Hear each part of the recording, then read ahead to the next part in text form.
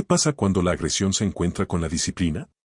Una lección que estos motociclistas no olvidarán. Era una brisa de sábado por la tarde en un pequeño parque en las afueras de Fairfield, Connecticut. El tipo de tarde donde las familias se reunían, los niños jugaban fútbol y los adolescentes se sentaban en bancas con los auriculares puestos, desplazándose por sus teléfonos. Miguel, un adolescente latino de 16 años, era uno de ellos. Estaba sentado solo bajo un alto roble. Su hermano menor, Javier, estaba terminando la práctica de fútbol y Miguel le había prometido a su madre que esperaría para caminar con él a casa. Miguel, de ascendencia mexicana, vestía un traje negro ajustado, una camisa blanca impecable y zapatos negros lustrados. Se mantenía tranquilo, hojeando un libro que había llevado consigo. No levantó la vista cuando el rugido de las motocicletas rompió el aire. Era el tipo de sonido que normalmente no significaba mucho, solo un grupo de motociclistas pasando, sus motores resonando más de lo debido en un lugar tranquilo. Pero esa noche fue diferente. Los motociclistas no pasaron de largo, en cambio, entraron y estacionaron sus motos cerca del campo de fútbol. Eran 5, vestidos con chaquetas de cuero y jeans oscuros, destacando en marcado contraste con las familias reunidas alrededor.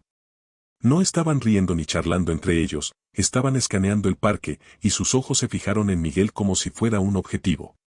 Miguel también los notó. Levantó la vista brevemente, atrapando sus miradas. No era de los que sacaban conclusiones apresuradas, pero la manera en que lo miraban le hizo un nudo en el estómago.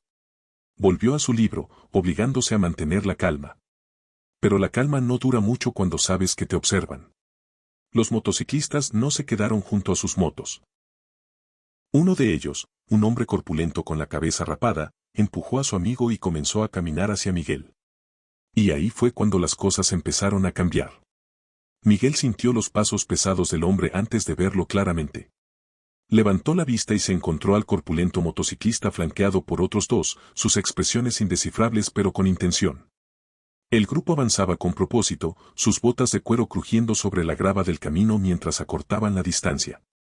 El corazón de Miguel retumbaba en su pecho, pero su rostro permanecía sereno. Su madre siempre le decía, nunca dejes que te vean sudar. Pensó en su voz, firme y tranquilizadora, mientras doblaba la página de su libro y lo dejaba a un lado. ¿Qué haces aquí, chico?, preguntó el hombre corpulento, con voz áspera y directa. Miguel vaciló, frunciendo un poco el ceño con confusión. Esperando a mi hermano, respondió simplemente, con un tono educado pero firme. El hombre sonrió con desdén, intercambiando una mirada con sus amigos. Este no parece tu lugar, dijo, con palabras cargadas de algo no dicho, pero evidente.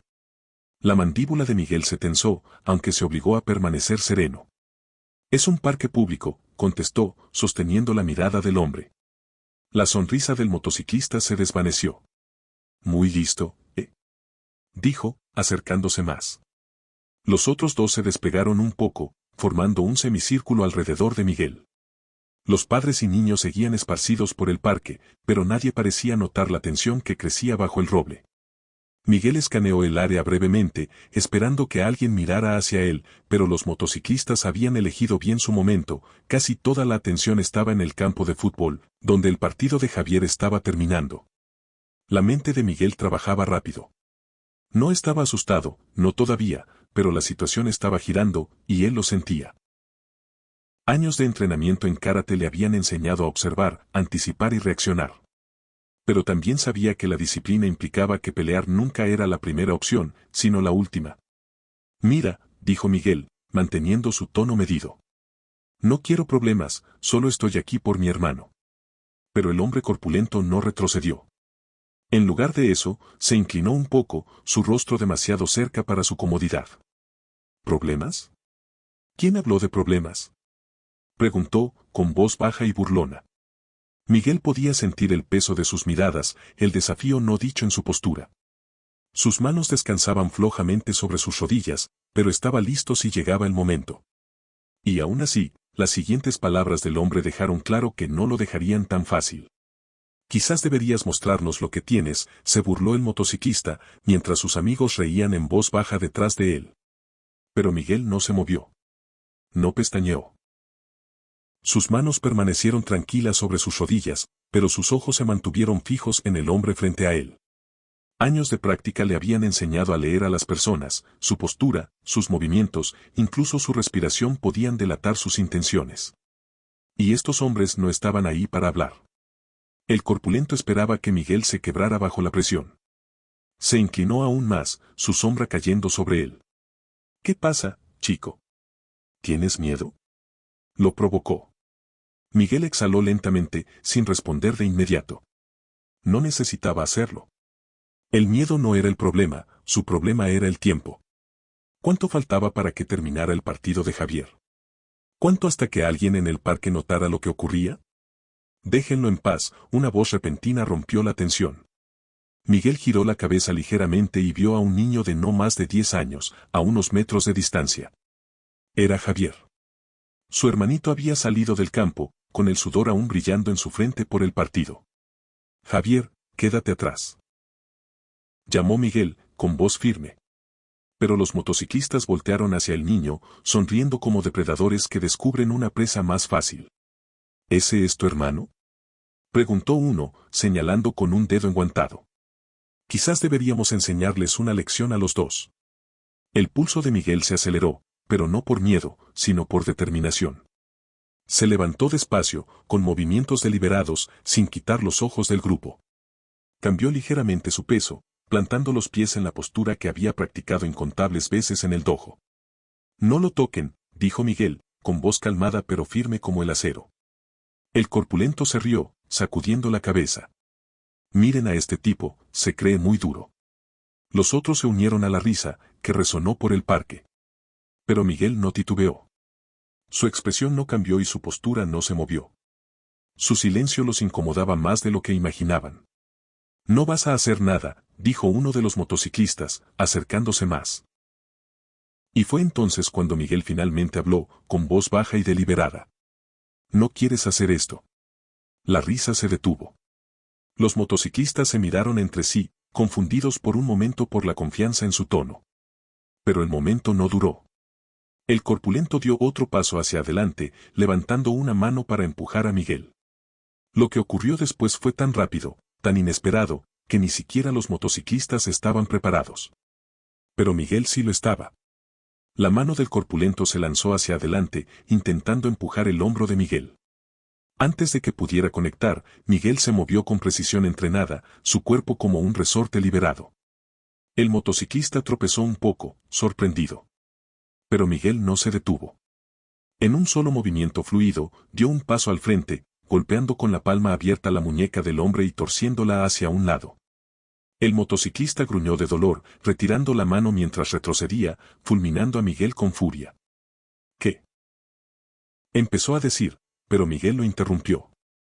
Te lo advertí, dijo con voz calmada pero firme. Los otros dos motociclistas se lanzaron hacia adelante, sin tomar en serio la advertencia. El primero lanzó un puñetazo salvaje, pero Miguel se agachó fácilmente, su movimiento suave y deliberado. Respondió con una patada rápida a la rodilla, haciéndolo caer al suelo con un grito de dolor. El segundo dudó un instante, lo suficiente para que Miguel girara sobre su talón y lo golpeara con una patada giratoria en las costillas. El impacto le sacó el aire y lo hizo retroceder, sujetándose el costado. Mientras tanto, el corpulento ya se había recuperado, su rostro rojo de ira. Se abalanzó sobre Miguel lanzando ambos puños como un peleador callejero. Pero Miguel no enfrentó fuerza bruta con fuerza bruta. Se mantuvo ágil, esquivando los golpes con la destreza que solo dan los años de entrenamiento. Una multitud empezó a reunirse en el parque. Padres, niños e incluso jugadores se detuvieron para mirar. Alguien sacó un teléfono y empezó a grabar. El líder cargó de nuevo, esta vez intentando agarrar a Miguel por la solapa del saco. Pero Miguel se movió más rápido, girando fuera de su alcance y golpeando con precisión el plexo solar del hombre. El motociclista retrocedió tambaleante, jadeando por aire, su fachada dura quebrándose frente al control sereno de Miguel. «Basta», dijo Miguel, con voz fuerte que resonó por el parque. Su postura seguía firme, pero su expresión no mostraba malicia, solo determinación. «No quiero lastimarlos. Váyanse». Por un momento, pareció que los motociclistas lo considerarían. El líder respiraba con dificultad, sosteniendo su pecho mientras lo miraba con odio. Los otros dos seguían en el suelo, uno sujetándose la rodilla y el otro las costillas. La tensión en el aire era espesa, pero Miguel no parpadeó. «Vámonos», gruñó finalmente el líder, haciendo una seña a sus amigos. Cojeando, regresaron a sus motos, maldiciendo entre dientes mientras encendían los motores. Pero justo antes de irse, el líder se giró, señalando a Miguel con un dedo. «Esto no se acaba aquí, chico», escupió, antes de arrancar con su grupo. Miguel no respondió. Permaneció de pie, su respiración tranquila, mientras el sonido de los motores se desvanecía en la distancia. A su alrededor, la multitud comenzó a aplaudir, con murmullos de admiración e incredulidad recorriendo al grupo. «¿Viste a ese chico latino?», murmuró un padre incrédulo. «Increíble cómo mantuvo la calma», añadió otra mujer. Javier corrió hacia él, con los ojos abiertos de miedo y asombro. «¿Estás bien, Miguel?», preguntó, con voz temblorosa. Miguel se agachó, poniendo una mano en el hombro de su hermano. «Estoy bien», dijo, con una leve sonrisa. «Vámonos a casa». Pero mientras caminaban, Miguel no pudo sacudirse la sensación de que esa historia no había terminado aún. Miguel y Javier caminaron en silencio, sus tenis golpeando suavemente la acera. Javier seguía lanzando miradas a su hermano, una mezcla de asombro y preocupación. Finalmente, no pudo contenerse más. «Miguel», dijo en un susurro, «¿cómo hiciste todo eso?». «Eran enormes, y eran 3». Miguel rió suavemente, sacudiendo la cabeza. «No se trata de ser más grande», Javier explicó. «Se trata de estar preparado, mantener la calma y saber cuándo actuar». Javier frunció el ceño. «¿Pero qué pasa si regresan?». Ese tipo dijo que esto no había terminado. Miguel se detuvo, girando para mirar a su hermano pequeño. «Si regresan, lo enfrentaremos». «Pero escucha, Javier», dijo con tono serio. «Lo que pasó hoy no se trató de pelear, sino de defenderme a mí mismo y a ti. La violencia no es la respuesta, a menos que sea la única opción». Javier asintió despacio, procesando las palabras. Miguel puso una mano en su hombro, dándole un apretón tranquilizador.